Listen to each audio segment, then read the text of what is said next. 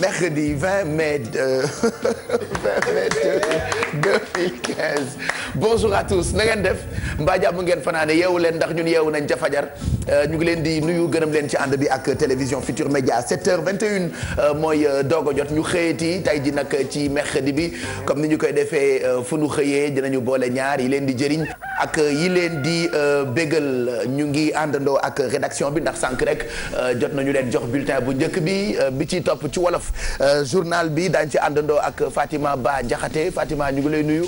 maa ngi lay fay Pape Cheikh di nuyu ñu toog ci plateau bi téléspectateur télévision Futur Média. mbaa jàmm nga fanaane. jàmm rek alhamdulilah. bu ñu demee ba 8h loo fas yéene yaatal. li ci gën a fës Pape Cheikh di mbirub soldat yi ñu war a yóbbu ci Arabie Saoudite président Macky Sall mu ne lu mu bëgg moo di wax ji dakk ci mbir moomule di ñaawlu rek ñi nga xamante ne dañu koy def yëfu politique daal di jaarle ko ci mbir moomule di ci wax seen soxla mu ne nag loolu du yoon ndax wàllu sécurité la moom lu mu xamle moo di ne soldat yooyu dinañ dem ca Arabie Saoudite waaye foofulee la ñuy des du ñu yegg fële ca Yémen dinañu wax ci 135e édition appel bu Seydina Limamou Laye ñu ngi koy wéyal ci bëccëgu tey gi Ngor ak Almadi ñoom ñoo aaye fidèles yi taalibe yi dinañ fi ñëw ak doole laata loolu démb ci ngoon ñu nga woon ca grotte bu Ngor foofulee xam nga ne am na solo lool ci histoire Seydina Limamou Laye ba tax na ñoom Laye ñi ñu ngi fa woon ki nga xamante ne moom moo di Libaas Laye ibn Maam Babacar yëkkati fay kàddu yu am solo aju ci wàllu zakat ak li nga xamante ne yàlla wax na ko ci dinañu wax itam ci chant way yooyu am solo nga xamante ne Laye nii dañu koy faral di amal li dem itam ci bernde yi naka noonu Pape Cheikh dinañu wax itam ci wàllu tàggat yaram ak équipe nationale bu basket ñoom nag Roumanie moom moo leen dóor démb ci wàccaay yi nga xamante ne ñu ngi koy amal loolee yëpp dinañ ko faram-fàccee bu juróom-ñetti waxtu jotee. tey jii tamit Sénégal mu ngi xaar buuru Maroc. tey jii mi ngi xaar buuru Maroc di Mohamed VI moom mi amal tournée africaine am doore ko nag fii ci Sénégal ndax Pape Cheikh xam nga ne diggante Sénégal ak Maroc ñaari réew la yoo xamante ne daanaka benn la ñu ndax seen diggante rafet na loolu. Je pense que ce sera une occasion pour nous de parler un peu des Sénégalais qui vivent au Maroc il y en a beaucoup ah Sénégalais yu bëri nga fay dund et ci jamono yi passé bëri na ci ay jafe-jafe yoo xamante ni dégg nañu ni am na ay doomi Sénégal yoo xamante ni ñoo ngi ko fay dund bëri na itam ay doomi Sénégal yoo xamante ni tekki nañu fa ah am nañu fa ay liggéey yu baax ñu ngi góorgóorlu bu baax mais j'espère que ci ñëw buuru Maroc bi fii ci Sénégal dinañu jéem a gën a waxtaan pour ay solution am parce que souvent li ñuy dégg ci ay nit ñu fay rey wala ay agression wala ay xeetu lu ñu tuddee racisme entre guillemets dafay am ci dëkk yooyu par rapport ak sénégalais yi nga xamante ni ñoo fa dëkk fii ci Sénégal nag boo fi ñëwee bëri na ay doomu Maroc yoo xamante ni ñoo ngi fii ñu ngi dund normalement amuñu benn jafe-jafe donc ñun itam ñu ngi ñaan rek sunu ay mbokk ya fa nekk nañu leen may jàmm rek ah moo gën voilà. dëkkandoo jàmm ca gën. ah du ngeen ci wax. maa ngi waaye Julie Gaye ngi nii ma ne dëkkandoo jàmm ca gën.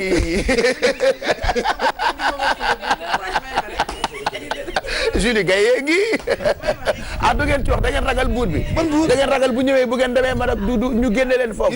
yéen ay tapet ah. Il y a beaucoup de Sénégalais qui vivent là-bas. Oui. Ben écoute, c'est l'occasion ou jamais. Faudrait qu'on en parle. Ben oui. Ouais, surtout ça. Ah oui. Ah oui. Mais on en parle. On en parle. Mais qu'est-ce qui vous arrive, n'est-ce pas, Julie Gaye? Hein? Non, on veut juste ñun li ñu bëgg rek sunu mbokk yi dëkk bu ñu mënti nekk rek ñu respecter leen quand même ñu fonk leen parce que ñun fii Sénégal terre d'accueil la il y a beaucoup d'étrangers qui sont là am fi place télévision yi boo ko ibbee ay étrangers dañ ciy liggéey Kiara ngi fii lay liggéey RTS nga leen seen animatrice vedette ba ñàkk la ah donc franchement faudrait que ñi ñu ibbilee buntu yi jox cër ay nit yoo xamante ni cosaanoo wuñu fi nañ ñu dimbalee noonu ci dëkk yooyu noonu ndax loxol Kajoor day weesaloo. Ben voilà, on te traite de Asie et tout ça donc voilà. C'est extraordinaire alors que par exemple soo fa demee pour tourisme nga dem fa quelques jours du vision boobu ngay am ci Maroc mais ñi fa dëkk souvent bu ñu ñëwee kaas rek lañ lay andil donc nañ ko bindal doléance jox ko comme ça buy dem mu yóbbaale ko tasaare ko biir Maroc peut-être mu tane. ben oui en tout cas ñoom ñu ngi leen di ñaanal sénégalais yi nekk foofu parce que xam naa ne ñu ngi xëy ci fajar gi àndandoo ak ñun ci télévision Futur Média donc tey jii ñu ngi xaarandi buur bu Maroc ci tukkib nemmeeku boobu la nga xamante ni dina ko amal fii ci Sénégal je pense que Fatima dina amal ab tukki ci yeneen dëkk mais Sénégal lay njëkkee. Sénégal lay njëkkee Pape Cheikh comme ni mu ko waxee sànq ndax diggante ñaari réew yi dafa yàgg loolee ci ay kilifaam la ba tey ci moom Mohamed VI diggante la boo xamante ne diggante bu rafet la comme ni nga ko waxee léegi ay coow ak yi ni mel du ñàkk dañ koy dégg léegi ay sénégalais yu ñu fa faat wala boog yu génn àdduna ci anam yoo xamante ne daal tey na xel mais teewul diggante ñaari dëkk yi moom mu ngi wéy di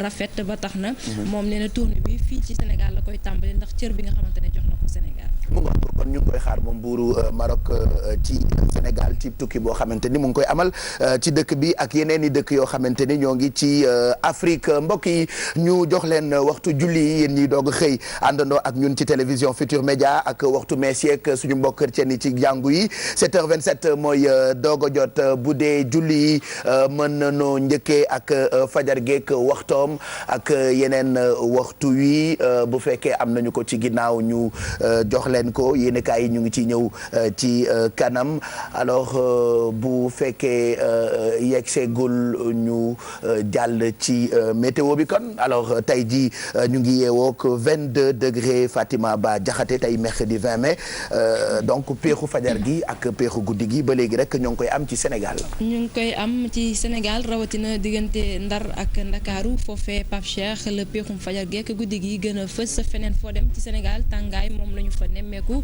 ndax ci diggu bëccëg gi daal naaj bu tàng jër moom la ñuy gis daanaka fépp ci réew mi rawatina Matam Bakel jàpp Kédougou foofule température yi dinañu romb 42 degré di dem waaye ci suba teel gi température bi gën a tuuti di 21 degré Saint-Louis moom moo koy am bi gën a mag di 29 degré ca Tambacounda lay doon ci diggante bi Dakar dina am 22 degré Podor 22 degré itam Matam 27 degré Linguère 22 degré Diourbel 22 degré Kaolack 23 degré Tambacounda di température bi gën a mag ci suba teel gi 29 degré Ziguinchor 23 degré Kolda 24 degré Kédougou 26 degré température yooyu dinañu yéeg ba yegg si 42 degré di température bi gën a mag ci ngoon gi dinañ ko am ca Matam bi gën a tuuti 28 degré fii ci Dakar lay doon Saint-Louis itam dina am 28 degré Podor 40 degré Linguère dina am 41 degré Diourbel 36 degré Kaolack 38 degré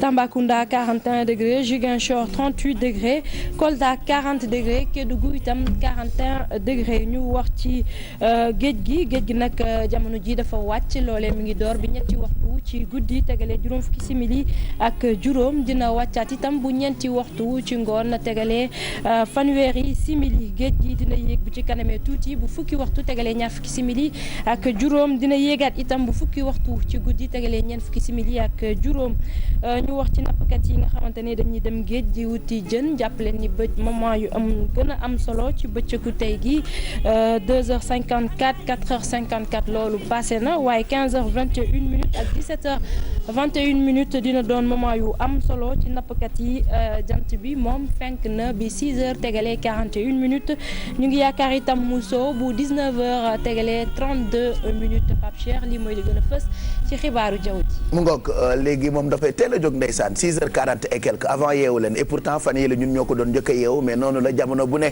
ak température ak climat bu ñuy am déggoo de temps en temps koo ci waxal rek mu ne la lii moo tax léegi kenn wératul et pourtant la ku wératul demal nga faju ji arrêté di ko jiiñ temps bi ku ci feebar rek ne maa xalaat climat bee tax di moo tax léegi kenn wératul ñëpp a wér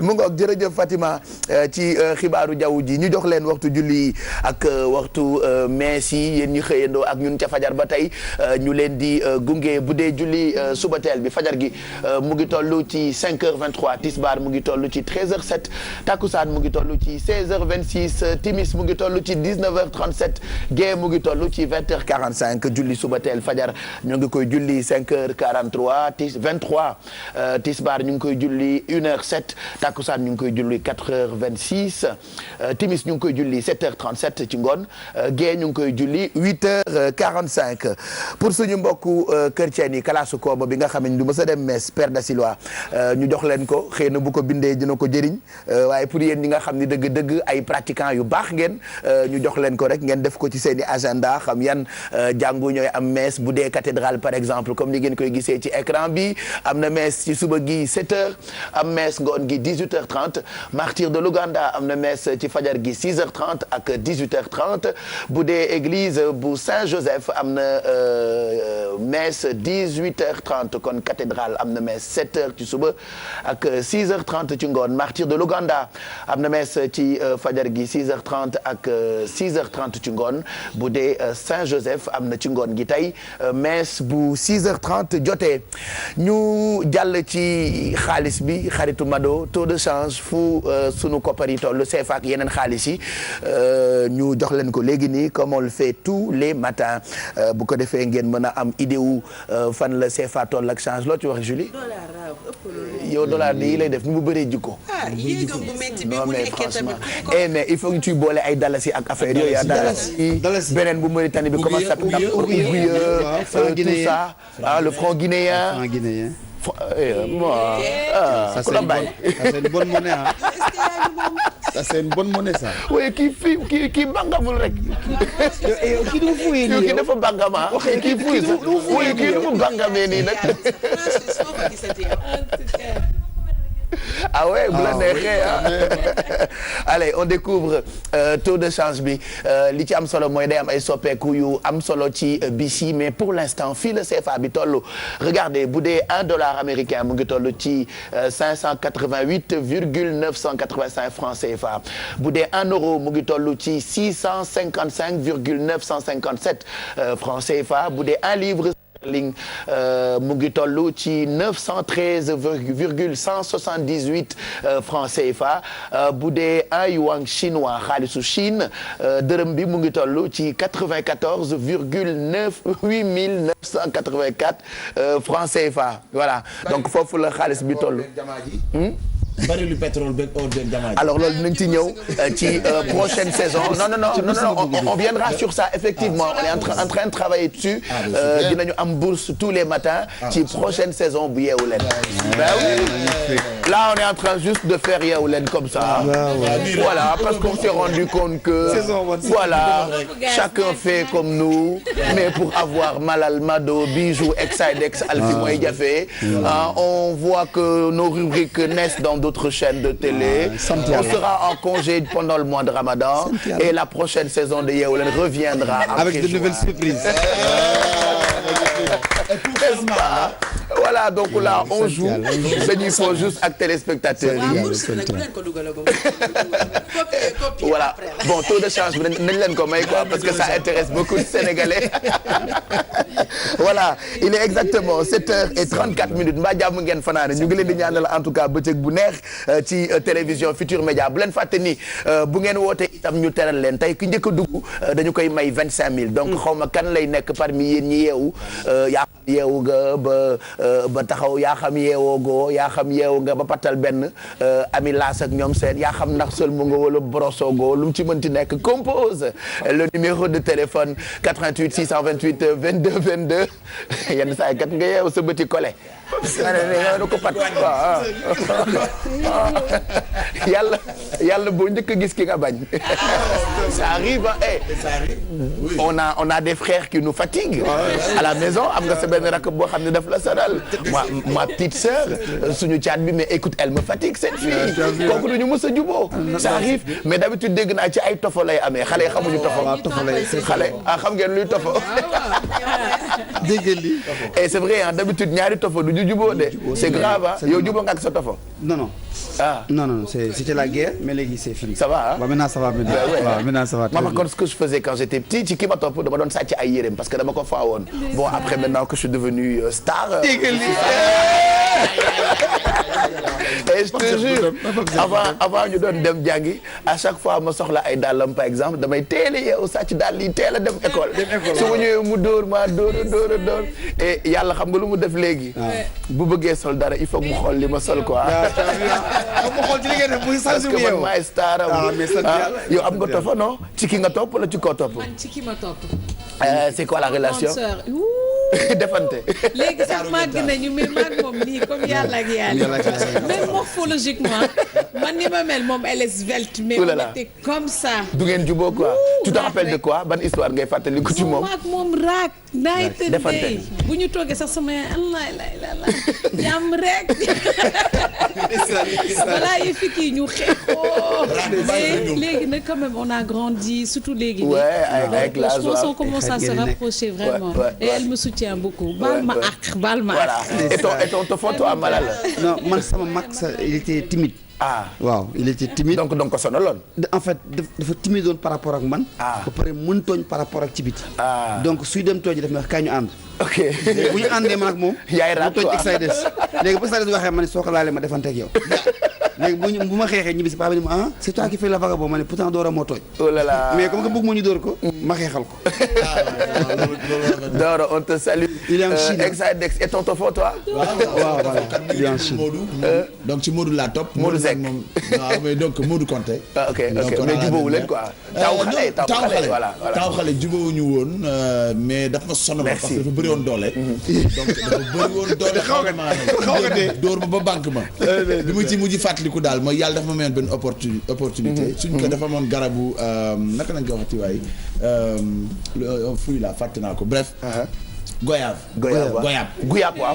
waaw donc mu yëg ci garabu goyaab bi ma ko damm branche ba nag xam nga goyaab branche bi mu dëgg ma bàyyi ba mu won ma ginaar ma jam ko ci digg ginnaaw laa si cicatrice ba léegi oh là là donc à chaque fois bu ma gisee mu def yaramu mais bu ngeen màggee léegi tout va bien non léegi on est des meilleurs amis neexal famille quoi Julie Gaye toi et Bernadette Julie Gaye wala Bernadette Gaye ci ko topp non ci ko topp si man mon petit frère doon nañ xeex tout le temps parce que voilà ñaar ñu toppante sama jubóo quoi da ngay jubóo ak moom léegi man bu ñu jubóowee comme dama sentimental dama koy confier ay secret benn jour dama réeral sama benn trousse boo xam ne mes feutres mes stylos tout était dedans bu bees la ma ni ko réer na waaye bu ko wax kenn de bu la ma tàggoo ñu xuloo rek mu ne dafa réeral trousse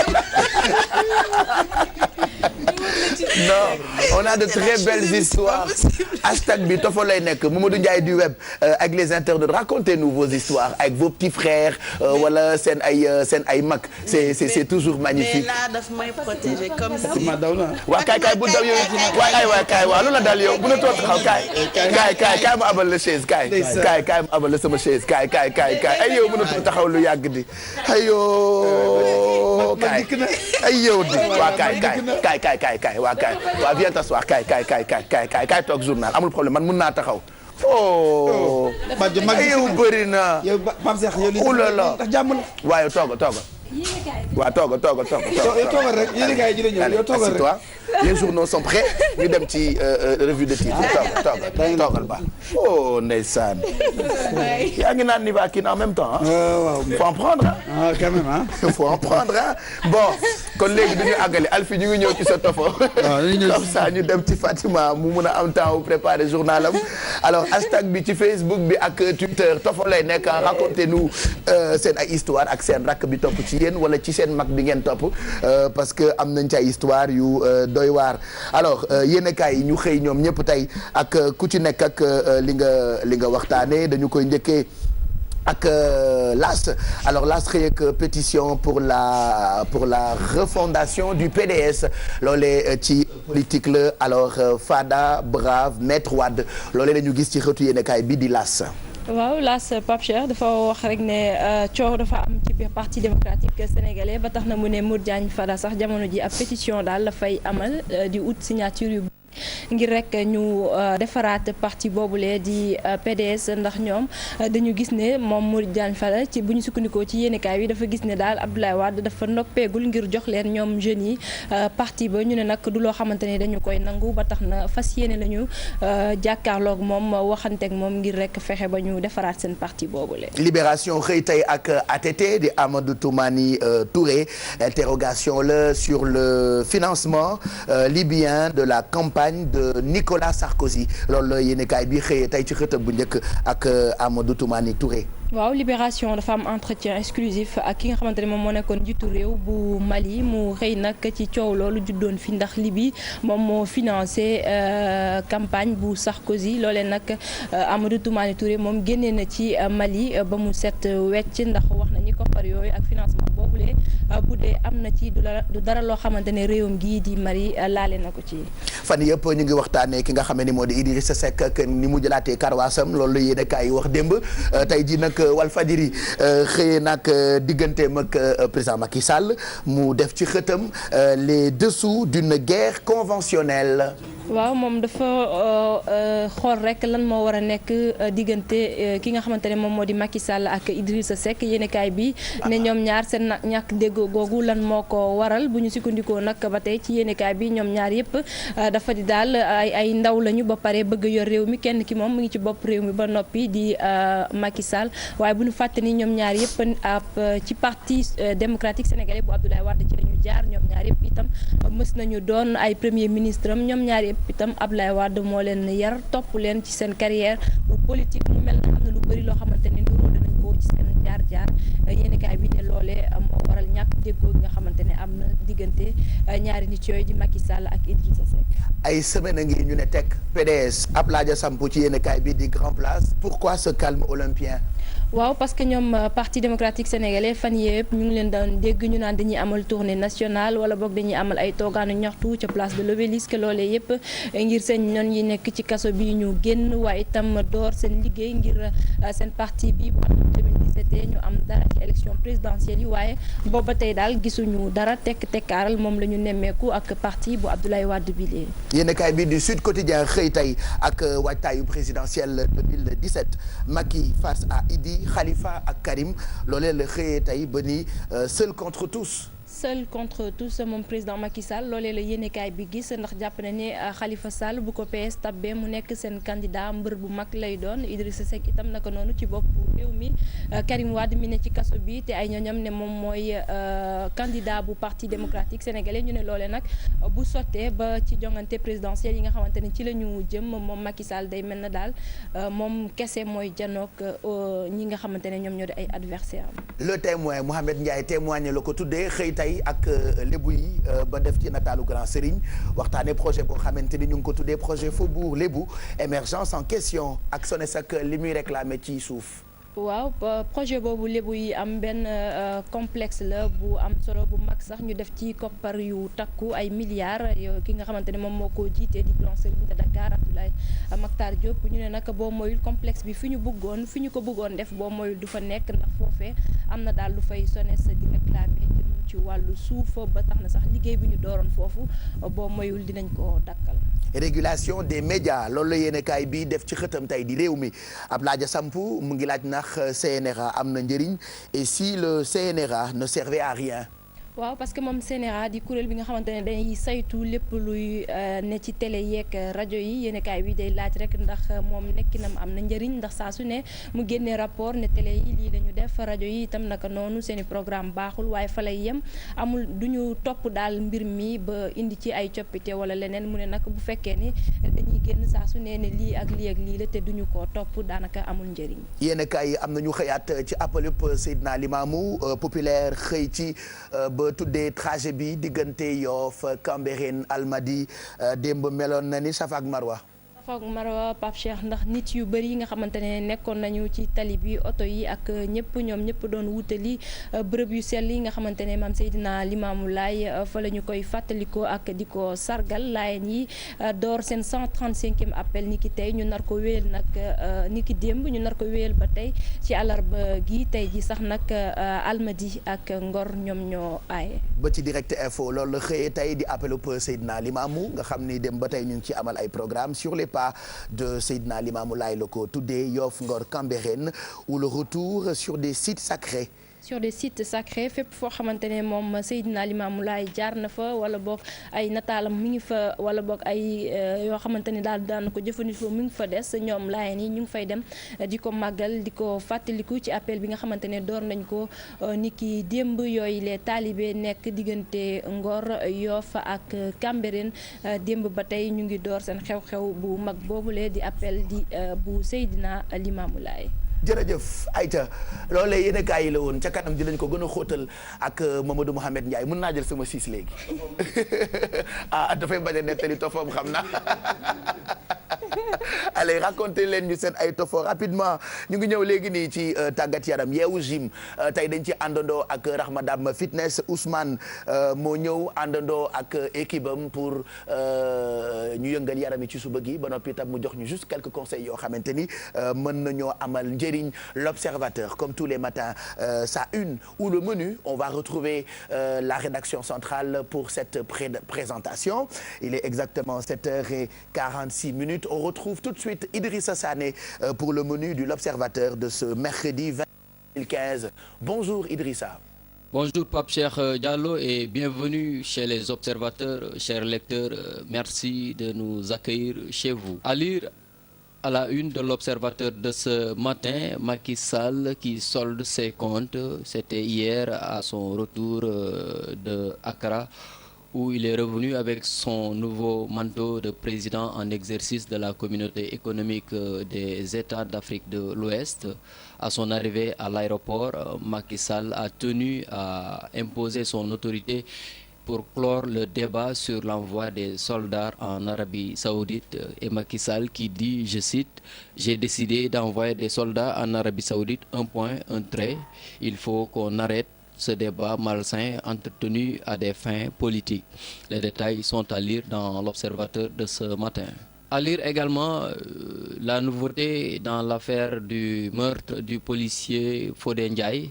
Comment Chris et Gattuso ont échappé à la perpétuité. Après la condamnation à 20 ans de travaux forcés de Cheikh Sidati Mané, alias Gattuso et Cheikh Diop, dit Chris, des contestations ont fusé de partout et des habitants de Colobane ont même marché pour dénoncer cette condamnation. La cour d'assises a motivé sa décision dans l'arrêt numéro 27 du 6 février 2015 dont nous détenons copie.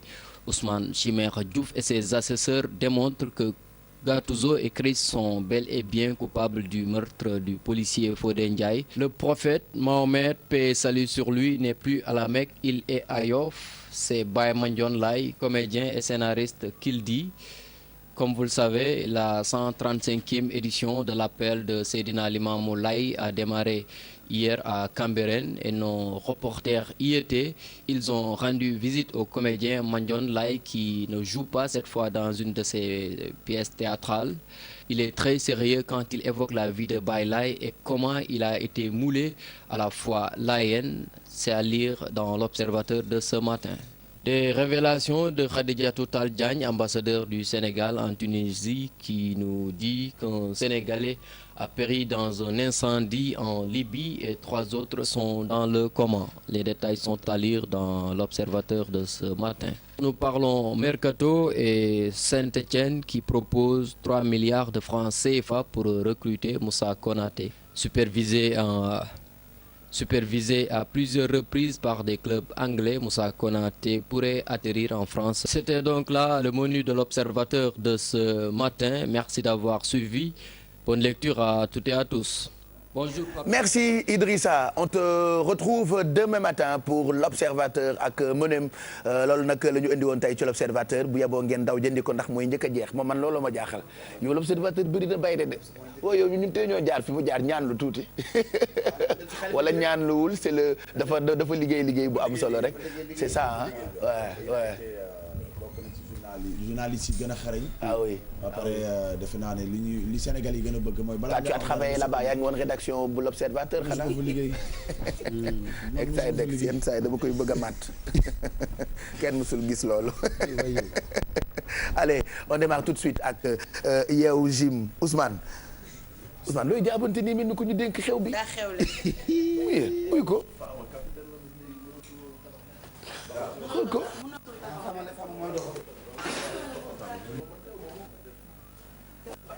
Bonjour Pape Cheikh. yaa ngi doog wax bonjour yow. loolu nuyu de danga maa tàmm. bonjour Fama. dama laa gisagul. bon bokku leen fenn. bon yéen de Fama sax moo tax nit ñi ñëw ci seen salle boobu mooy salle boobu. Mohamed Ndiaye nee na ngeen wuti step yu bees. nii la rek ngay jaay maanaa. bonjour Fama. naka suba si. ça va. Rahma Damba fitness. ah gis nga voilà.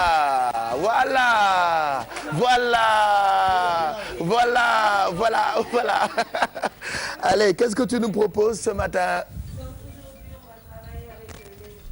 Les élastiques. Maintenant, on va d'abord s'échauffer. Mais élastique. Ah. C'est le coup. comprends ñaata partie. la tête de 4 membres. man fàtte naa ko. wallaay fàtte naa ko. le tronc et les 4 membres. ah 3 parties la. 3 parties. Inférieur supérieur. Ah, les membres inférieurs et supérieurs. D'accord. Les oreilles, les yeux, la bouche, le nez, c'est ça? D'accord. Et la tête. OK. Ah, ça c'est la tête. Allez, c'est parti.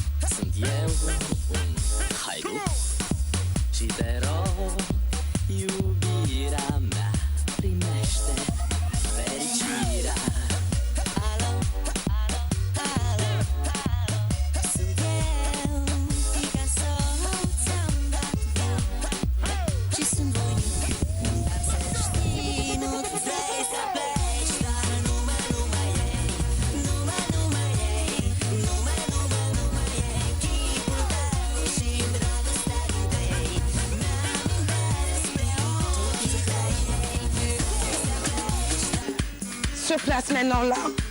On va se déplacer. 2, 4, 3, 2, 1. Allez.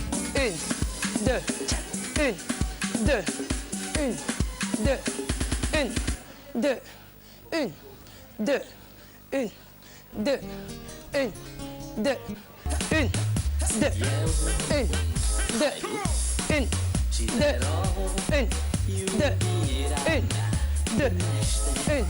2, 1, 2, 1, 2, 2. Cette fois-ci 4.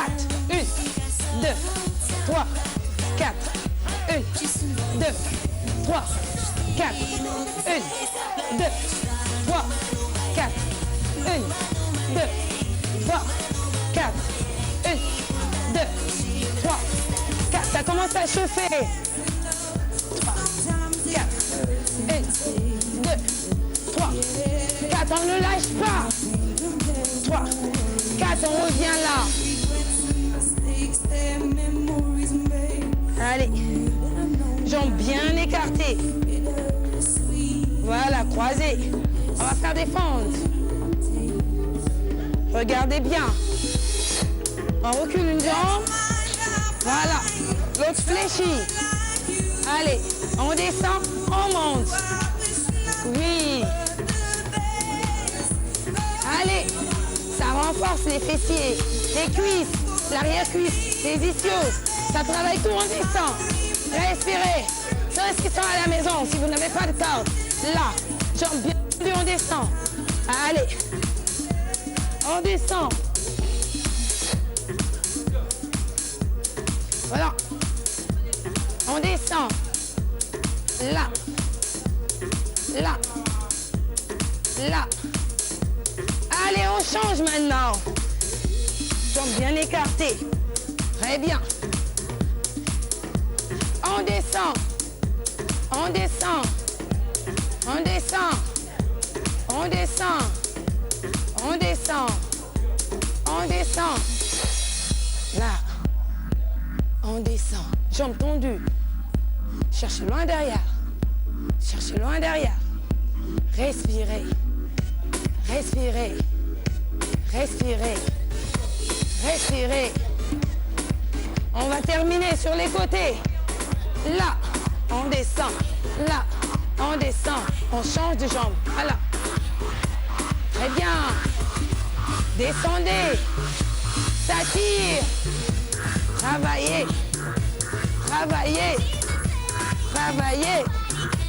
Encore. Nobody can say no. Allez, on change de jambe. Tendu. Tendu. Tendu. Tendu. Tendu. Tendu. Et on termine. Allez. Là maintenant. Voilà. Jambes écartées. Il faut bien tenir. D'accord. Allez, en position. Là. C'est parti. Hop. Tirez. Hop. Tirez. Il faut bien tirer. Très bien.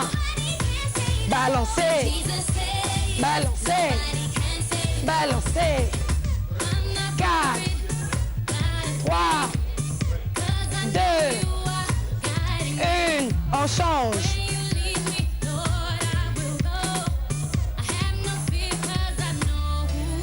Allez.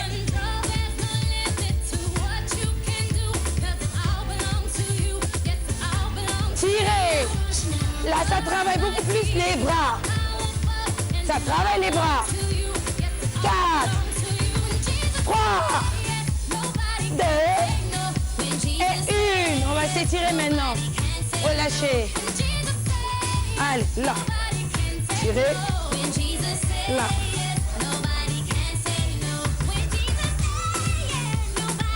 Allez.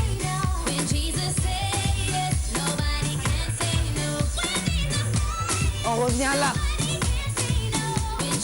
Allez, des coudes, écartez les jambes, là. Allez, on descend. Très bien, on revient là.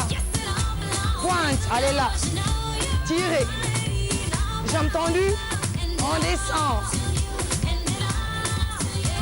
On revient là. On descend. Super. Et c'est fini, Papierre. Bravo les gars, vous avez assuré. Merci Fama. De rien. Merci, je rappelle que mën nañ la fekk Rahma Fitness très rapidement puisque 8h04 moo jot yan conseil ngay joxe. Voilà, kon ma joxe conseil bu gën a gàtt rek. Parce que ñu ngi ci période de tàngaay. Alors il faut faire très attention su ngeen demee salle. Salle yi day bëri nit ba pare day tàng jër. Su ngeen demee ba mënatoo leen gym rek il faut sortir. ngeen ut air. Il ne faut pas forcer. Sinon après doo leen mën a ci ñëw salle. wala ngeen tiit dootoo leen mën a ci ñëw. mais ma waxal la dara Mouhamed Ndiaye. xam nga sama waay la nag. mais step yëpp toj na ko. moom moo ko toj. moo ko toj. ah oui franchement. mais bi mu commencé sport ba tey dafa lakkal nit ñi. léegi xam nga moom step yi xam nga souplesse la ak teg tànk. mais temps yi macha allah affaire yi dafa ñëw ba day dëgg di wane ne moom doole bee ngi ñëw. kon dinaa travailler loolu tam si moom. merci Fama. voilà je rappelle que mën nañ leen fekk Rahma Damba fitness pour lépp lu jëm ci sport chaque matin on le dit il faut ngeen di dem di fekk spécialiste yi pour lépp loo xamee ni yéen a ngi ciy dugg juste après le journal on se retrouve léegi nii Fatima Ba Diakhaté la ñuy àndal ci jotaayu wolof bi.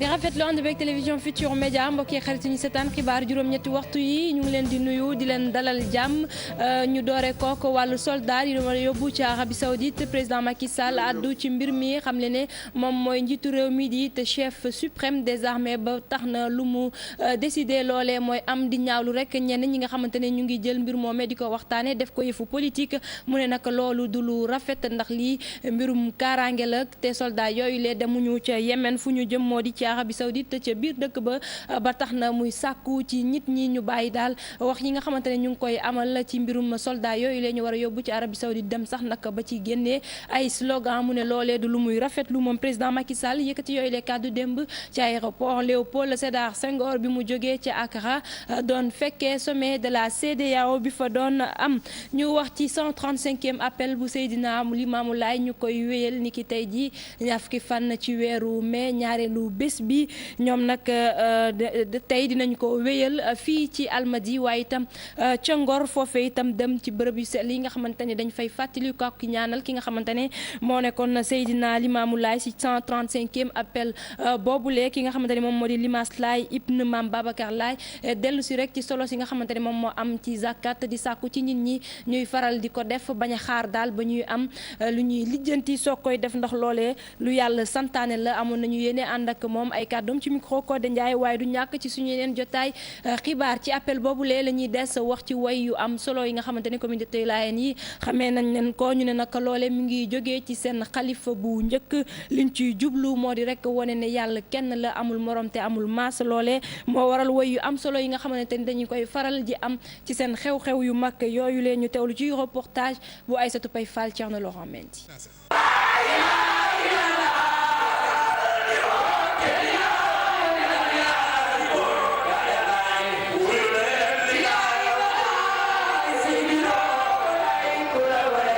bokk baat yi ñuy wax àndandoo seen baat ca kaw ñu ànd seeg gëm ak Pastef di ñuy way di zikrulaay ñu boole ko tawxiid liñ si jublu du lenn lu dul lii laay laay laa laa laay laay laa laa laay laay laa laa laay laay la bàyyi laay jël naka di ka si këru julli sikar boobu tey jii moom la ñuy yóbboo bépp niiw boo xam ne génn nga àddina sikar boobu la ñuy yor fay sikar boobu la ñuy jiitale niiw bi. baatam ñu ràññee ko ci mbooloo mi xujja nee na bi muy tut tànk ba tey mi ngi ci zikar yi. man jàng ma way dama judd rek ba xàmmee rek yàlla xiital ma si ma nekk si bi way wax dëgg yàlla. li baasalaay rasuululaay mbay laay mu baax may laa. taalibe Laayeen xam li muy def nee na léegi-léegi sax yaramam day daw. kontaan trop ci lan juddu ci lan yaru ci lan nu yare ci lan ñu naawtal ba ñi koy centré daal bu fekkente ne yow tawhid nekkul sa yaram doo mën a xam li tawhid laa ilaha illallah mais laa ilaha illallah dafay nooyal xol bu fekkee sa xol dafa mel ni doj soo koy wax day dem ba day nooy nepp. zikri yi nag Laayeen yi yëpp manko nee nañu lu am solo la si jàngale Seydina Limaamu Laay Laayeen yi di ko ndamoo seen baat ca kaw nee nañu nag bëgguñu benn yoon teggi yoon wi. ca diwaanu Cambérène foofule la ñu jëm wax ci ëtt yi nga xamante ne Seydina Limamou Laye moom moo ko fa indi woon ëtt yooyu yor forme U ñu ne nag lu mu ci jublu woon moo di fexe rek ba ñi nga xamante ne ñoom ñoo dëkk doon ay mbokk di jàppalante ak dimbalante loole Seydina Limamou Laye defoon foofule ca Cambérène ba tey mi ngi fa askan wi di jàppalante ak dimbalante ni mu ko bëggee woon moom Seydina Limamou Laye ñu ne nag njëriñ kese moom lañ ci gis ñu teewlu ci reportage bu Aminata Mbaré Sow Modou Diop. Cambérène di ab dëkkub diine waaye tam am lu ko uutaleek yeneen yi ëtt yi bokk na ci. bi mu ñëwee Cambérène en 1914 jële ko Ndingala andi ko fii ci la nag commencé sanc ëtt yi mu doon des concessions en U ni nga gis na le borom ëtt bi toujours mooy dëkk au fond.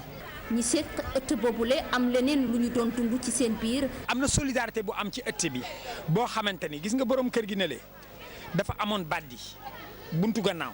porte dérobée kër yi dañ daan am baddi su guddi jotaan koo xamante ni amuloo dépense wala njaboot dab na la doo taxaw fenn di ko wax da ngay bàyyi bu guddi rek nga jàll nank ca pootu borom kër ga borom ëtt bi nga wax ko sa soxla demaat sa kër. i tax tamit parents yi mën a surveiller njaboot gi pour ñu bañ a génn dem ci tentation yi. ëtt bu ne utal nañ la tur. ëtt yi aussi Seydina Issa defewu ko n'importe comment. da leen di regrouper par affinité ñi jóge waalo mu fexe ba ñu dëkk su ko defee seen i tradition ak seen i culture duñ ko perte.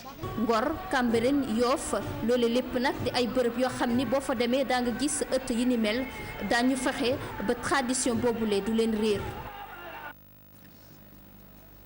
Aminata Mbaré Sow leneen lu am solo di bernde yi togg yu am maanaa yi nga xamante ne ñu ngi ko fay togg ñoom communauté Layène yi jagleel ko ñi nga xamante ne ñoom ñoo di taalibe yi fay ñëw wala ba képp koo xamante ne gan nga fa lekk ba suur naan ba màndi ñu ne loolee la leen Seydina Limamou Laye digaloon ba tax na moom la ñuy def ñi nga xamante ne borom doole la ñu def daal li ñu mën ba fexe ba képp ku fa ñëw daal daanaka doo xiif doo mar ñu teewlu ci beneen reportage bu Fatou Bintou Konté Modou Diop.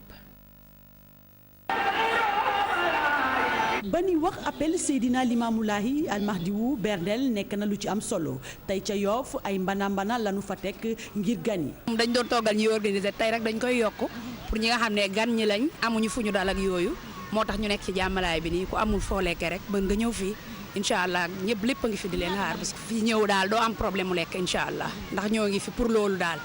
dañuy rey nag yi togg jox jaam yàlla yi lii rek moo ñu fi tax a toog. nii rek lay def chaque année nii rek lay demee. xeetu togg bu ne rëgal nañ ko fa tey ji ci Yoff. xaar am na fi ginaar am na fi nag am na fi macha allah dëgg yàlla lépp a ngi fi daal lépp loo xalaat nag plat yëpp la ñuy togg plat yëpp la ñuy togg comme ñi ngi def paella ceebu yàpp noonu yaasa yëpp daal am na mbaxal yooyu yëpp daal ñoo ngi fi daal. nañ togg mbaxal nañ togg ceeb lu ne dinañ ko def. ay millions daanaka dépensé nañ ko ci ñaari fanu appel yi lee ngir mën a jox gan yi ñu mën a xéewalu ba suur. ma la waxee ba ñu commencé ak léegi dépensé nañ lu ëpp 10 millions doo ma gëm parce que ñun ñi ñu yor rek ëpp nañ 200 personnes ñun ñi ñu war a toggal bokkul ak ñeneen ñi ñëw. Baye Laye moo wootee moom mi ne aji boo daayala ba tax ni képp ku ñëw ci Yoff da nga mën a xéewalu. Fatou Bintou Konté ñu koy jaajëfal ñu wax ci leneen wàllu njàng mekk njàngale mi ak gëstu gu am solo goo xamante ne programme jàngandoo amal nañ ko ànd ceek laboratoire bu recherche ak transformation bu IFAN loolee nag gëstu bi lu mu wone moo di ne xale yu bëri fii ci Sénégal daanaka téeméer boo jël fukki yeeg juróom-ñeent mënuñu lire fukki yeeg juróom-ñaar mënuñu calculer mu nekk nag mbir mu am mu doy waar ndax ñoom ñu ne loolu da leen a jaaxal ñu jàpp ne nag ne ki nga xamante ñoom ñoo di waajur yi jàngalekat yi ba ci sax gouvernement bi daanaka ñëpp ñoo ci am wàll ñuy sàkku nag ñu xoolaat njànginu xale yi bu baax a baax topp leen ci l'école yi xool bu baax a baax anam itam yi ñuy jàngee su ko defee tan daal mën a am ci ni nga xamante ne noonu la ñuy jàngalee programme jàngandoo waroon Sénégal nag doon amal ab atelier de restitution ñu teewlu ci suñu compte rendu. fukki région ak ñeent yu Sénégal yëpp programme jàngandoo wër na ko ñu xayma xam-xamu xale yu toll ci juróom-benni at jàpp fukki at ak ñeent ci lecture ak mathématique résultat yi nag doy waar lool. boo jëlee liifantu bi téeméeri xale yoo jël fukki ak juróom-ñeent ñoo mokkal ci test bi boo jëlee ci xayma bi téeméeri xale yoo jël fukk ak benn ñoo mokkal liñ leen jox par contre boo jëlee culture générale bi moom foofu moom presque ñëpp. xaw na trouvé nañu loo xam ne maanaam cax yi ñu leen joxoon ci culture générale bi. li waral li ni mel nag bëri na waajur yi jàngalekat yi nguur gi ku nekk daanaka am nga ci wàll. mën na nekk ci li ñu leen di jàngal mën nañ la jàngal ci méthode bi ñu leen di jàngale mën na nekk ci enseignant bi leen di jàngal ci profilam mën na nekk ci nu mu tëddee ci dëkkuwaay bi xëy na nekkul ci condition yoo xam ne dina mën a jàng mën na nekk ci école bi tamit. jumtukaay yi xëy na dafa motul am na tamit le fait que bu nekkee ci kër ga amul ñenn ñoo xam ne du ñu topp seen doom yi. di des kay moo di ñëpp jàpp ci mbir mi topp xale yi ci seen njàng rawatina kilifay gox yi di bàyyi xel itam ci l'école yi bu baax. saafara yi nag ci niveau local rek la mën a jóge c'est-à-dire mën nañu wax ni que rek état bi rek moom moo war a indi ay solution xas ni ne man de fi mu ne léegi sama doom lu muy jàng dinaa xam li muy jàng lan la dinaa dem ci école bi nemmeeku lu muy jàng lan la dinaa wut kenn koo xam ne dina ma ko jàppale ci biir école bi. kee dina ne ñun de daañu dem peut-être ci collectivité bés buy def budget ñu ne ko ñun kat suñu doom yi fi ñuy jàngee ñàkk nañ jumtukaay ba nga xam ne ci seen budget bi faaw ngeen yokk li nga xam ne day jëm ci école bi. laboratoire de recherche sur les transformations économiques bu IFAN moo amal gëstu bi ni mel ñu ne nag dinañu wéy di saytu nekkinu xale yi ci kër yi waaye itam ci l'école yi ba ab tan am ci seen njàng. ci wàllu basket la ñuy yegg si wax ci équipe nationale gaynde yu jigéen yi ndax ñoom démb Roumanie da leen dóor ci jongante bi nga xamante ne ñu ngi ko doon amal di waajal rek Jeux africains yi am ca Brazzaville waaye itam afro basket bi am ca Tunisie tey ji nag ñaari équipe yi dinañu dajewaat loole yëpp aju ci seen wàll préparation loole it dinañ ci dikkaat gën koo yaatal ci suñu yeneen jotaay xibaar fii la ñuy yem ak yéen ci xibaaru juróom-ñetti waxtu yi di leen jaajëfal bu baax a baax ci teewlu bi yeewu leen day wéy ak Pape Cheikh ñu leen di ñaanal kendalu jàmm di ko sàkku ci yéen.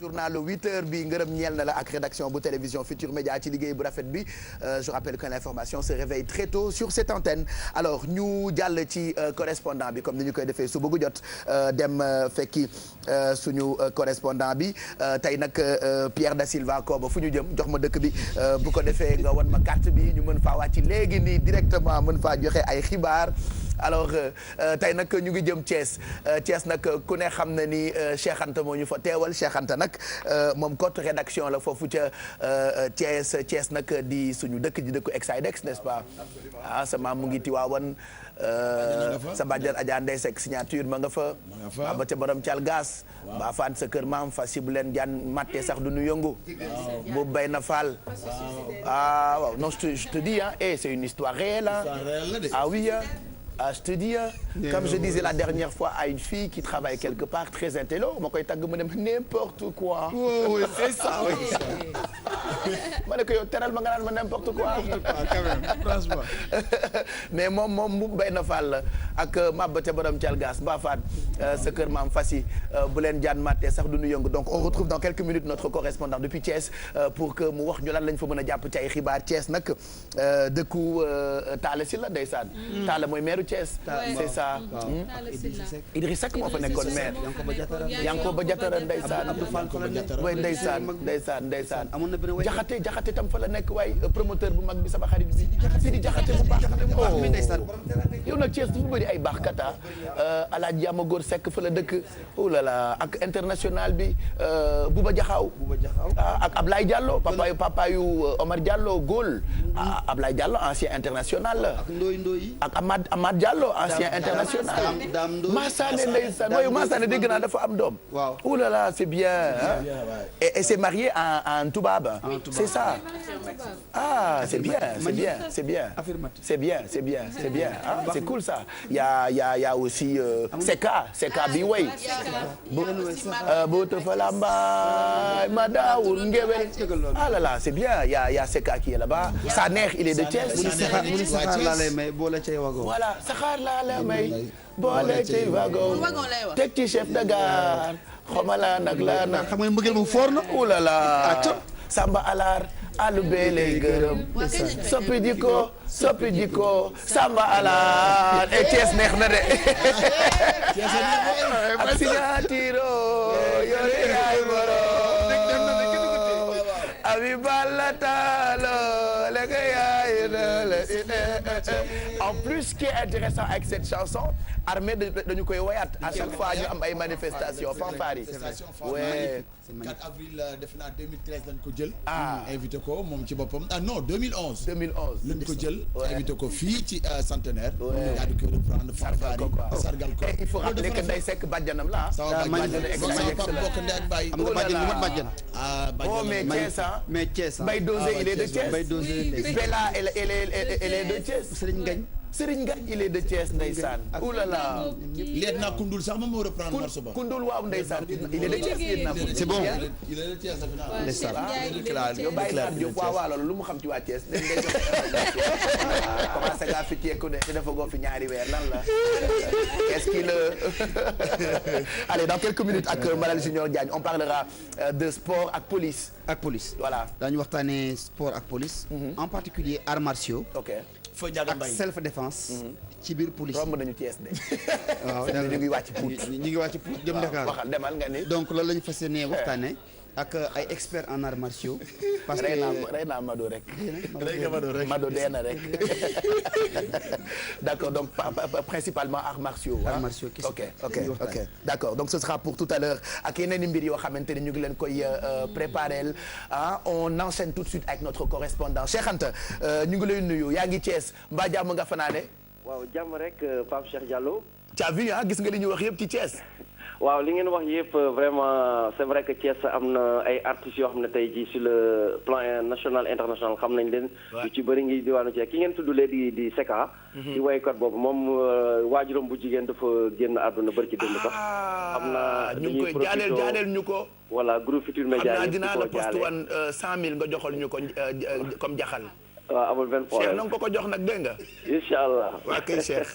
wala ñu jox ko Malal moom parce que Malal moom miin na Thiès bu baax. da koy kot xam naa Malal moom boo ko yónnee sax mu kot xaalis bi daw RFM ne la damaa tardé woon moo tax jënduma ko. ay ca ñu mën a jàpp ci ay xibaar foofu ca Thiès. dañ koy doore ci Notto Diobass.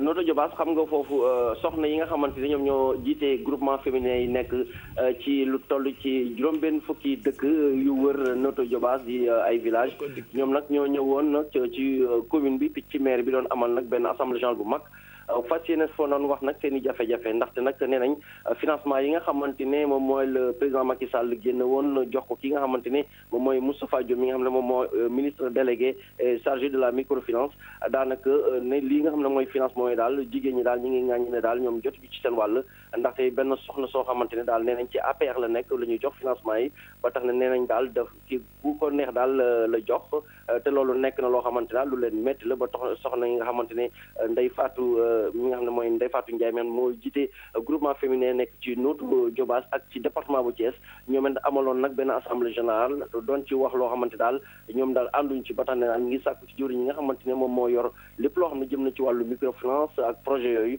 mu dikk nag fi nga xam ne mooy Notto Diobass nag mën a lijjanti mbir moomu ci beneen fànn nag ñu gis ne dafa am projet boo xam ne lancé nañ ko fii ci diwaanu Thiès maire Thiès di Talla Sylla nag présidé ko woon ko ak la directrice de la case des tout petits di Thérèse Faye dikkoon ci diwaanu Thiès xale tout tànk yi nga xamante ne ñu ngi doogu judd ba am ay ñaari at ñooñu nag la ñu fas yéene jàppale ndaxte dañuy xool ne xale buy doogu judd ba am ñaari at foofu lañ ko war a gën a taxawoo lu jëm nag ci seen wàllu wér-gu-yaram lu jëm nag seen wàllu njàng ba tax na nag daanaka ci diwaan yu bëri la ñu jóge woon ci Sénégal jóge ay Ziguinchor jóge ay Matam jóge Ndakaaru Louga Diourbel indi xale yooyu ñu daje woon ci maire bu mag bi lancé nañ fa programme boobu nag ci ngir taxawu nag tout tànk yooyu ba tax na nag wane nañ fa li nga xamante ne moom mooy formation bi nga xam ne defal nañu ko tout tànk yi lu jëm nag ci wàllu peinture ay tableau ak loo xamante ne dina ubb xel xale yi li ci gënoon nag kii di maire dëkk bi nag di Talla Sylla moom nag def na fa discours bu am solo ne xale yi dañ leen war a jàppale ba tax na dañoo nemmeeku ci diwaanu Thiès tout tànk yu ci bëri dañuy dem ba am ñaari at ba wër a dugg école waaye nag du ñu am benn kayitu judd moom nag jël na engagement ak partenaires yi daal ak ñu mel ni waa Cayfan ndaxte waa Cayfan ñoo amaloon mbir moomu ngir ñu mën a utal kayit xale yooyu nga xamante ne ñu ngi fii ci Thiès te amuñu ay kayitu juddu nag Talla Sylla nag woy na fa ay woy yu am solo nag jëmale ko ci tout tànk yooyu kon nag ci beneen mbir nag ñuy jeexale nag Pape Sylla Pape Cheikh li nga xamante ne moom mooy wàllu tàggat yaram ndaxte waa ONCAV nawetaan jamono yëpp ñu ngi woon Thiès amaloon fi ay lël yoo xamante ne dañ doon def ay programme ngir jëmale ko nag ci wàllu nu ñuy xeexe wàllu ndóol lu ñuy xeexe nag wàllu ñàkkam liggéey fii ci Sénégal ba tax ne daal nee nañ am nañu lu toll ci 20 hectares yoo xamante ni daal jox nañu leen ko fële ci tare ji dañoo bëgg nag ndaw ñi ñu bañ a yamati rek ci nawetaan football wala nag di xeex ci stade yeeg yooyu waaye nag ñu yóbbu ndaw ñi ñu dem mën a baye ji fi nga xamante ne moom mooy suuf yi nga xamante ne jox nañ leen loolu dina bokk nag ci xeex li nga xamante ne moom mooy ñàkkam liggéey defe naa ne loolu kii di Malal yëngu ci wàllu tàggat yaram defe naa ne xibaar boobu nga xam ne waa ONCAV joxe nañ ko dina war a nekk loo xamante ni dañ ko war a mën a topp bu baax a baax Pape Cheikh Diallo loolu la ñu amoon ci ay xibaar yi gën a fës fii ci diwaanu Thiès.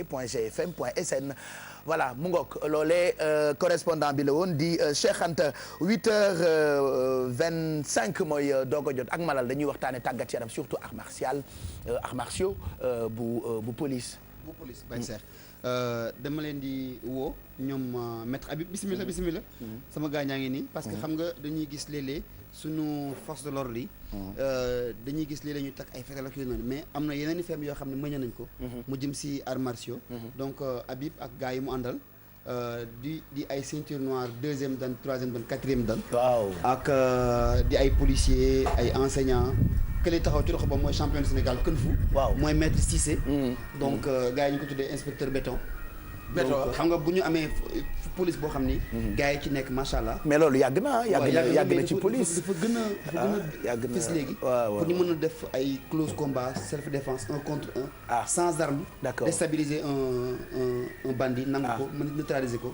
day bokk ci li dalal xelu population yi donc maître Habib maa ngi lay nuyu maa ngi lay fay Malal. maa ngi nuyu sa gars yi nga àndal yëpp. ñu ngi lay fay. ma bàyyi la nga nuyoog sama gars yi. Pape Cheikh mbokk yi ñu fi fekk yëpp ci plateau bi ñu leen nuyu di leen ziara. di leen remercier ci liggéey ñu jox temps d'antenne. man ci magnifique donc ma bàyyi la ak sa gars yi. nga am loo ñëwoon ak tuut avant ñuy def waxtaan. ca bismillah. ok nañ leen bu ñu leen mënee tegal tuuti musique pour gunge leen. mu gën a nekk tey Malal. te waa ji li ma si jaaxal moom mooy jiite xanaa ba sa réseau yi. Habib ñi nga gis muy sëlëm. ok.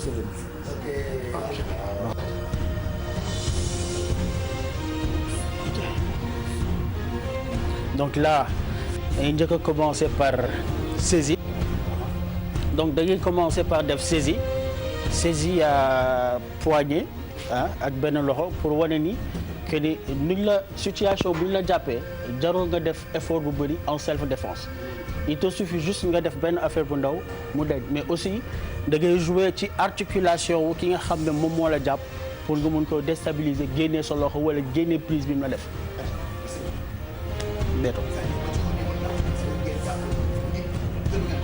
si parce que en fait bu ñuy enseigner biir école police dañuy fexe ba policiers yi bu ñuy dem intervention jarul ñuy utiliser fetal wala ñuy utiliser matraque ou livre parce que maîtrise bi alkaati am daf may jaaxal tout le temps yenn saa yi nga gis sama classe gi ñu am benn indiscipline bu doy waar mais yéen da ngeen ànd ak maîtrise parce que da ngay am parce que en fait dans les armes da ngay njëkk a li njëkk a formé mooy déjà nga bañ a am nervosité day njëkk a dindi sa nervosité fexe ci dal nga xam ne mu nekk à tout moment ci n'importe quelle situation bu mu nekk mun na ci sans mu def mérange wala dara parce que bu fekkente ne da ngay def arts martiaux boole ci tàng xol mënul def donc mais est-ce que policiers yëpp ñooy def arts martiaux si xam nga Sénégal fi mu nekk ni force spéciale yëpp muy police di gendarmerie di armée waaw ñoom ñëpp dañuy am li ñuy wax seen instructeur formateur yoo xamante ni ay spécialistes en arts martiaux lañ d'accord te duñ doon benn day am ñi nga xam ne ñii dañuy def karaté ñii def kung fu ñii def judo ñii def aikido et cetera d'accord donc ñoom la ñuy jël ñoom ñooy les instructeurs formateurs des forces spéciales de ce pays ñoom la d'accord am na solo parce que j'ai remarqué que waa BIP yi par exemple ñoom ñu ci ëpp dañuy def taekwondo. oui waaw en fait BIP ak GIGN. du taekwondo kese la ñuy def. dañuy def taekwondo day am formateur boo xam ne il est spécialiste en taekwondo. D'accord. am koo xam ne il est spécialiste en karaté. D'accord. kii il est spécialiste en judo kii aikido kii krav maga kii capoeira ainsi de suite. D'accord. donc ñoom ñëpp en fait dañuy fexe ba nga xam ne force spéciale yi les arts martiaux dootul doon kumpa ci ñoom. parce que da leen di servir bu ñuy dem intervention pour mun ko utiliser. D'accord. te dans les arts martiaux dafa am branche comme li ñuy def si nii li ñuy wax self défense. bokkul ak arts martiaux de manière générale. D'accord. arts martiaux de manière générale. mooy par exemple da ngay jàng karaté spécialement ak lépp. bu fekkente ne nag nit ki dafa bëgg jàng self défense kese. mun na bañ a jàng arts martiaux. comme ay journalistes. parce que ñun su ñuy jàngale. am nañ ay journalistes am nañ ay avocats am nañ ay imams sax xam ne dañuy ñëw di jàng si. même prêtres yi nga xam ne sax ñu ngi ci église dañuy ñëw di jël si ay cours de self défense. Très bien. self défense ci olof mooy aar sa bopp. te Sénégal fi mu toll nii. état bi mënul déployer policier bu nekk pour benn citoyen bu nekk. mënul nekk. donc léegi nit ki li mu mën a def. mooy jël li ñuy wax sa kaaraange bopp d'abord. mooy nga jàng self défense pour aar sa bopp. balaay policier bi di ñëw di la xetali. d'accord. te comme fi mu nekk nii dafa am li ñuy wax violence en crescendo. donc il faut que nit ñi commencer di jàng self défense pour mën a aar sa bopp. mais préciser aar sa bopp te bañ a gaañ kenn parce que benn citoyen amul droit defal boppam yoon. non amul citoyen amul droit defal boppam yoon. te li ñuy jàngale en self défense c'est juste pour maîtriser nit ki. voilà boo ma agressé ma fexe ba téye ko maîtriser ko. maîtriser ko waaw wax moom raisonné ko. wala téye ma bàyyi sama téléphone wootee. non mais yow sax da ngay ñëw. non.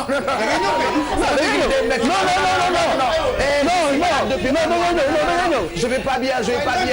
dama sama ndig bi Pape Cheikh. et puis dama am taab. non Pape Cheikh je vais t'expliquer. Pape Cheikh ma expliquer la dans les arts martiaux dafa am des vertus thérapeutiques. loo xamante ni mais kon fu moom mënul faj taab. non attends man taab bi ma yor toog rek. non attends waxuma taab. non je veux dire les arts martiaux de manière générale dafa am des vertus thérapeutiques en santé. d'accord. ki koy pratiquer. day ralentir vieillesse am ba pare da koy permettre mu am une longévité. surtout que je commence à vieillir. donc voilà c'est parti. désolé Pape Cheikh da ngay xool. tey ci démonstration bi ñu def. ci âge bi muy am. day def arts martiaux def self défense. te aussi il est directeur d'école de santé. Wow. Pour dire que même les sages-femmes les médecins et les infirmiers dañuy ñëw di jàng si loolu. te xam nga tey kii li mu sol nii. day mel ni kuy dem julli juma. mais tey boo ko gisee par exemple nga song ko ci mbedd daal di ne xaaral ma song paa bi. fekk paa bi toog na ci ay bagaasam. doo ci mun lu bëri. donc da lay def voilà. allez on y va. donc là dafa def saisie donc moom fi mu nekk nii on peut dire que ni moom mu ëpp doole. ok parce que ni mu def saisie métti na trop. métti na donc ce que je vais faire su ma jëlee bouger damay def ce qu'on appelle strangulation mooy daf may xon donc bu jëlee bouger nii parce que daf may xon su ma forcé day gën appuyer ci sama thorax bi su ma bon loxo bi donc ça va faire mal. donc ce que je vais faire mooy damay jël suma benn loxo def pression ci articulation fii là ak côté bi su ma pressé day bàyyi donc je fais ça mu bàyyi carrément.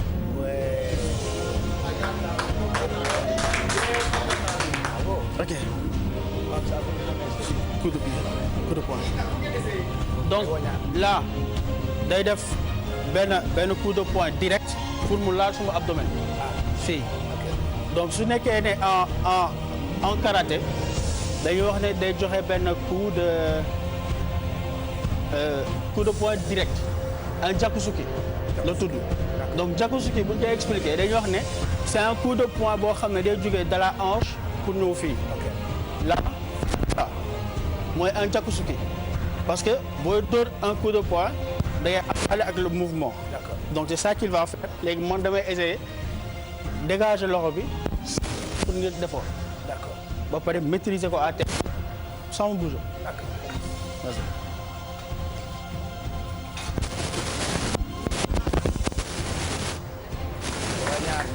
D'accord.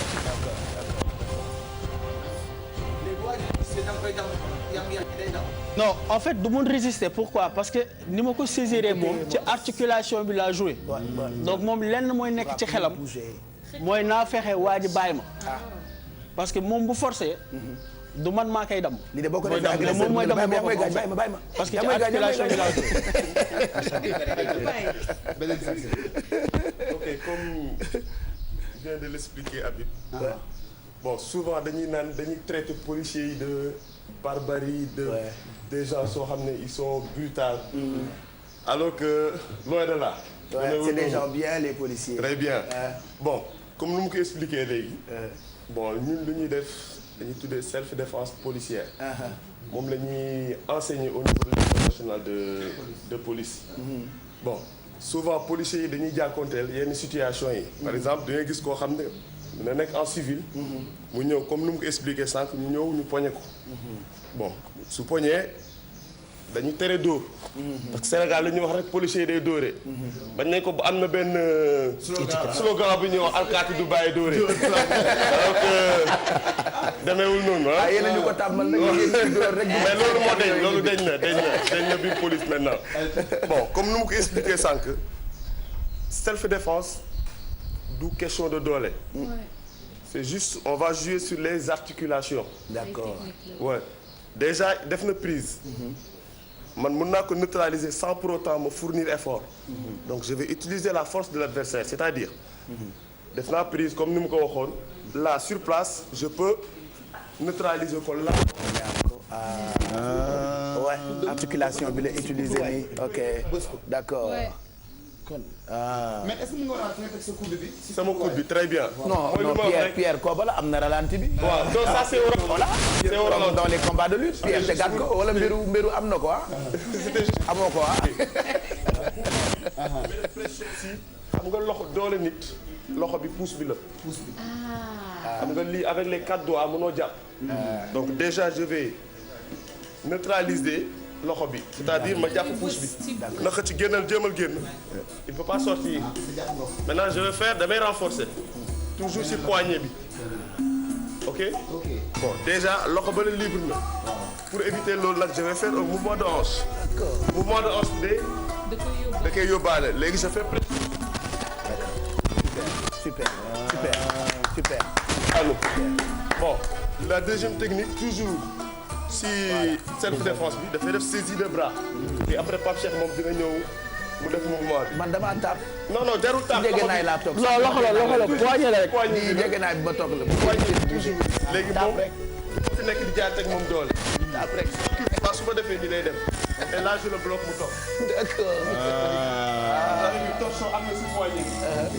léegi su ma appuyé rek dafay. day wàcc. super. léegi nag si policiers yi ñoom suñuy continuer dañuy moyen d'amener. di ko yóbbu. waaw.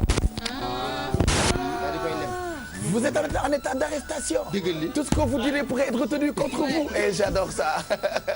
Il peut plus. Ok. waaw. D'accord. Et très rapidement Malal on finit avec quoi? On finit avec oustaz bi. Voilà. xool ndax yorul ak ngànnaay ak yooyu bravo maître. ak def benn d'accord ak ba dañuy oustaz bi parce que temps bi daf nañu tuuti. di la xaftaan bi ñetti at bi. waaw. Là je le vois je pense à mon père ah. sama papa nga xam ne alkaati bu retraité la ay sabadooram rek lay sol. waaw.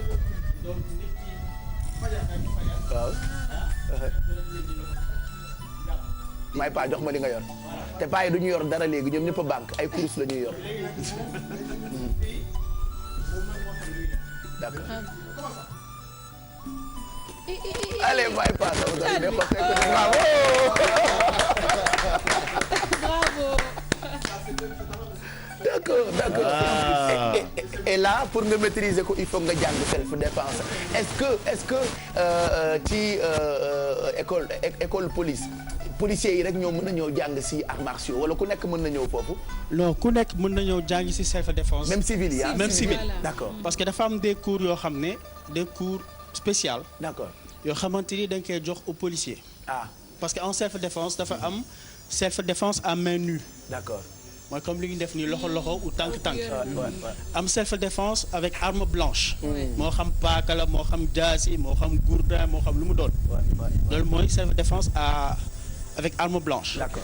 am nag li nga xam ne moom la ñuy wax self défense de close combat. mooy combat rapproché. d'accord mooy mooy comme distance bi.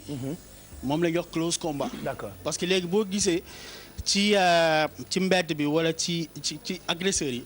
nekkatul léegi à distance. dañ lay jege. pour mun a jël li nga soxla. dañ lay ñuuxu kay wala. donc léegi combat bi moom la ñuy wax un close combat. d'accord. donc close combat bi dañ koy jàngale. en même temps aussi di jàngalaale aussi li ñuy wax combat au sol. d'accord mooy toog ci suuf. wala nga fakkastalu. daanu nit ki fekk la foofu fi nga daanu combat au sol dañ koy jàngale. profito ci quoi d'accord. non après on a un problème. voilà ce qu'on va faire na. ñun ñëpp dañuy ñëw déjà. école police. man doomu alkaati laa déjà. di nga dem école police ay alkaati ñoo ma yar. waa BIP ñoo ma yar ay vieux 6 ay maître Diédhiou tous ces gens là ñoom ñoo ma yar donc man maa gën a maîtriser lii ça je connais. je voulais balaa ngeen di dem. ngeen joxe ay conseils surtout pour citoyens yi ku ci nekk nan la war a comporter woo ci dans la vie de façon normale amuñu culture woo sapeur wala woo police wala bu ñu jaaxlee woo alkaati ñun amuñu culture boobu mais yéen yan conseil ngeen di joxe suñu xarit ci nga xam ne ñu ngi ñuy seetaan. bon conseil yi ñuy joxe mooy nañu fexe ba citoyen bu ci nekk. bu dara xewee. dafa am des personnes compétentes pour mun ko régler. tout à fait. moo xam police gendarmerie. sapeur pompier wala les médecins wala l'armée ñoom ñoo les personnes compétentes. parce que tey nit mënul jóg fajal sa bopp sa meru bopp. kenn amu ci c'est impossible. parce que boo ko defee. dootul ki la tooñ. waaye yéen ñaar a tooñandoo. te présentement. Souleymane Diawara dañu ko tooñ mu dem fay mu ngi ci kaso bi ba léegi. ah oui kenn du fajal sa bopp. kenn du fajal sa bopp. déjà dans les arts martiaux dañuy wax ni foog nga dem ci extrême.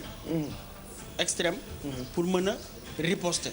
te riposte bi sax li leen njëkk wax mooy essayer de maîtriser la personne mooy fexeel nit ki nga téye ko ndànk teg ko wax ak moom ci njëkk ak teraanga. déjà su fekkente ne nag borom xel la. dootul amatee ci temps ne day songu. d'accord waaye su fekkente ne nag ku mel ni man la. bëgg wane boppam. boo songee benn comme pas bi. mu gaañ la quoi merci beaucoup Habib.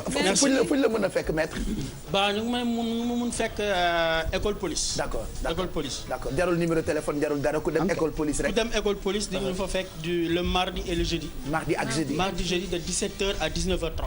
d'accord donc ñun képp koo xam ne bëgg na jàng self défense moo xam civil la moo xam journaliste avocat médecin. mais alors. boo ñëwee déjà à l'école police il y a maître Silla ak man donc on dispense les cours aux policiers ak aux civils. d'accord merci beaucoup maître. merci.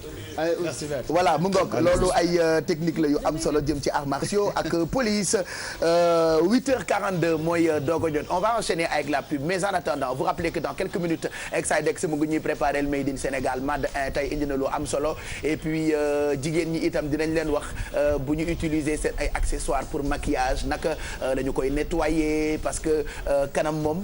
dafa fragile il faut ñu xool liñ ciy def. effectivement waaw loolu dinañ ko waxtaanee ci kanam ak yeneen i mbir yoo xamante ni ñu ngi leen koy pareel mais dafa am benn woy boo xamante ni dafa neex Sénégal yëpp souvent ay nit dañu ma koy laaj muy woy bi ngeen di déglu RFM man su ma yeewoo suba teel yaay damay déglu RFM matin. dégg li toujours beaucoup de gens me demandent kan moo woy bi yow da xam nga ko.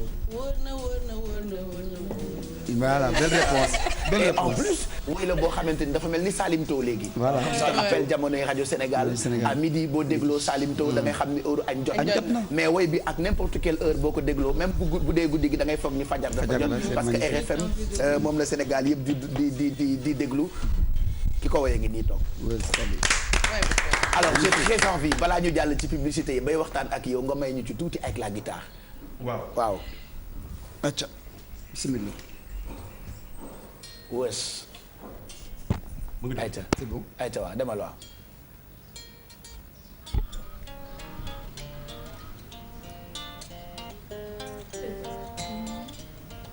su leen yeewoo suba teel yaay. yéen a ngi seetaan yeewu leen. yegg leen RFM matin su leen yeewoo suba teel yaay na ngeen seetlu yeewu leen.